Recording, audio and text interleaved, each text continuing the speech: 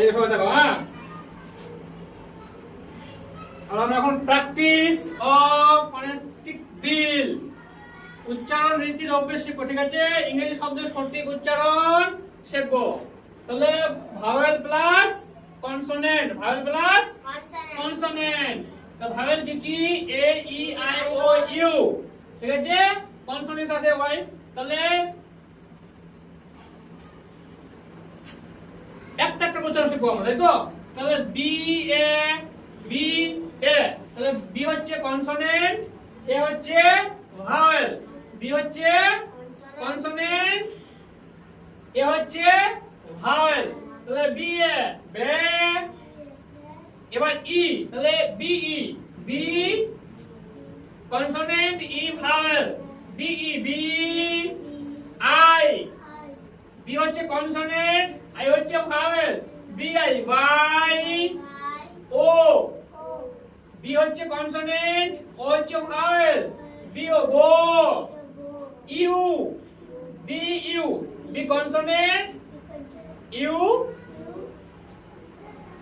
Vowel. বিউ, এটা হচ্ছে সেমি ভাওয়েল, ওয়াইটা হচ্ছে সেমি ভাওয়েল, ওয়াই হচ্ছে সেমি ভাওয়েল।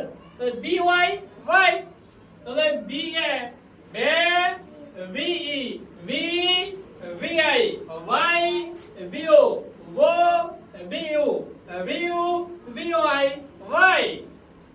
তাহলে বি, তারপরে কি আসবে? সি, কনসোনেন্ট সি না, এটা ভাওয়েল পড়ে গেছে, তাহলে ওটা বাদ। তাহলে এখন আসবো আমরা সি এ, ঠিক আছে?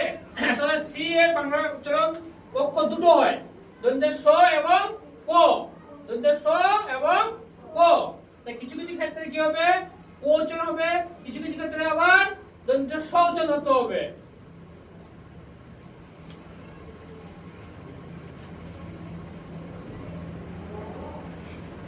C A K, C E C,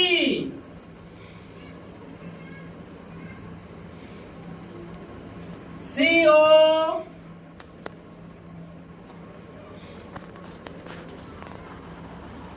C I Sai,